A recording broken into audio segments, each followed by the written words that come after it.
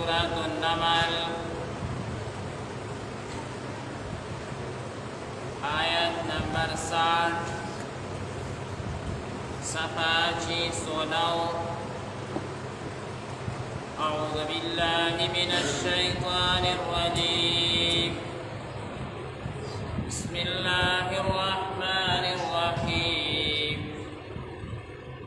أمن خلق السماوات والأرض وأنزل لكم من السماء ماء فأنبتنا به حدائق ذات بهجة ما كان لكم أن تنبتوا شجرها أإله مع الله بل هم قوم يعدلون صدق الله العظيم بسم الله الرحمن الرحيم أمن خلق آیا چا پیدا کړل السماوات والارض اسماننا اسمکا وانزل لكم او نازل کا تاسو دپارا من السماء اسمان دا طرفنا ماء بولرا فانبتنا بس بیا منزرغنو به بدیو سرا حدائق باغنا ذات بهجة مائستا ما كان لكم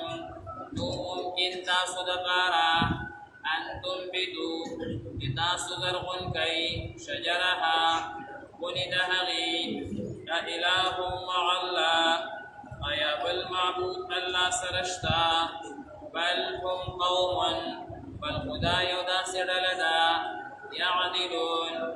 لكاغر واندي دا حقنا بسم الله الرحمن الرحيم دا مخکنا دا سورة مبارکہ سورة النمل اغارا روان دے او بدی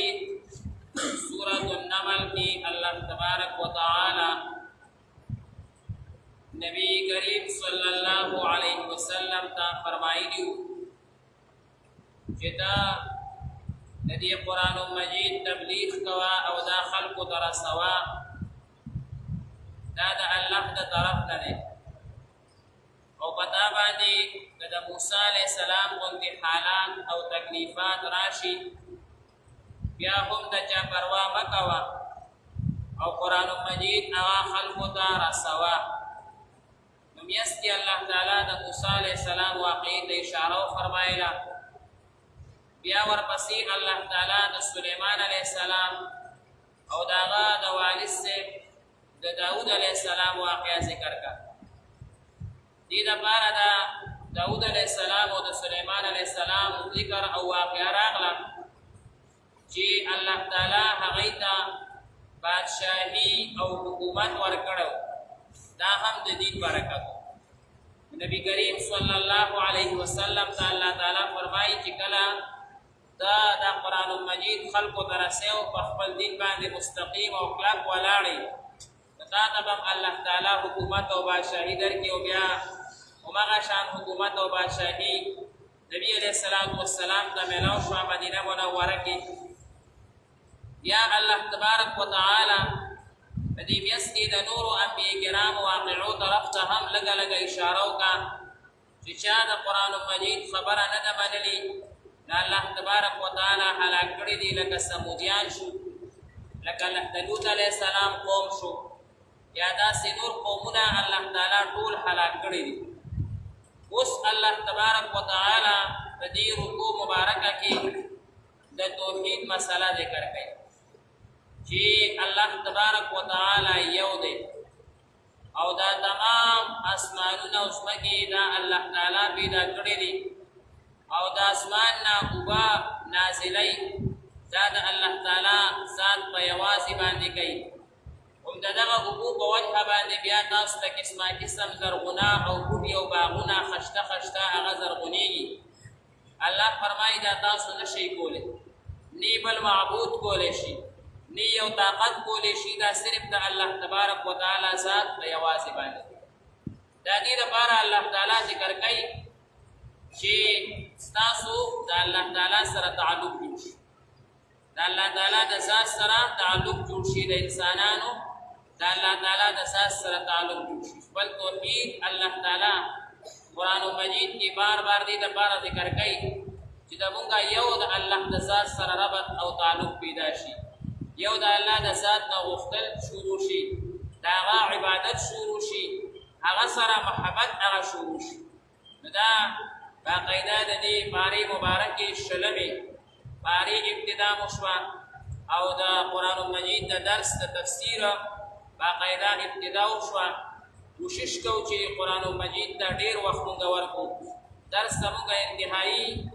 کم وخت وي، 15 منټ مونږ کوشش کوو چې ختم کړو په 15 منټو کې. چې ملګري کېني نو مونږ کوشش کوو چې 15 منټو کې خبره راغونډه کړو او ملګري تنګ نه کړو. قرآن مجید سره مونږ ته هر خیر ملاوي، د دنیا او د آخرت خیر کامیابی دا به مونږ ته باقاعده قرآن مجید سره ملاویږي. د دنیا کې چې چاته څه ملاو شوي دي یا ملاویږي یا آینده کې به ملاویږي، دا ټول به د قرآن مجید د برکت نه مونږ ته ملاویږي. ځکه نبي کریم صلی الله علیه وسلم موږ نه دی لیدلی، خو د هغې یو نښه چې هغه قرآن مجید دی او احادیث مبارکه دي، دا د هغې نښه ده او دا موږ سره باقاعده موجوده ده. یو کس سره د پلار نښه وي که نه دي، هغې سره څومره محبت کوي، بیا راخلي او ګوري د مور نښه وي ورته او مور یې نه وي،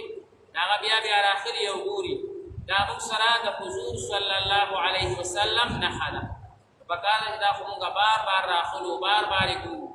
هغوی به پرې خوشحالېږي چې ما کوم کتاب دې امت ته راوړی و، هغه کتاب ګوري، زما نښه ګوري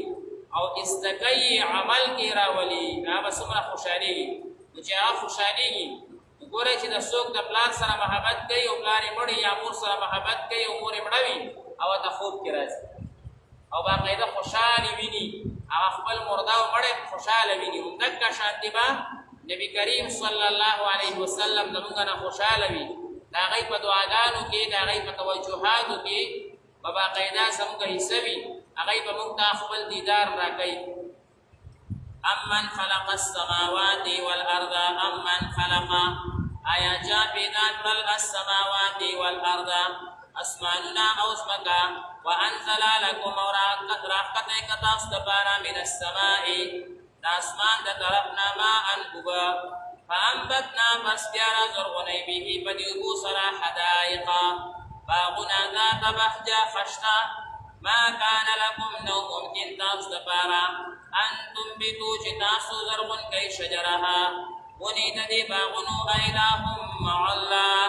آیا بل معبود شته الله تعالی سره؟ نشته. بل هم بلکې دا کافران قوم داسې یوه ډله ده یعدلون چې د حق نه کاږه روان دي. الحمدلله.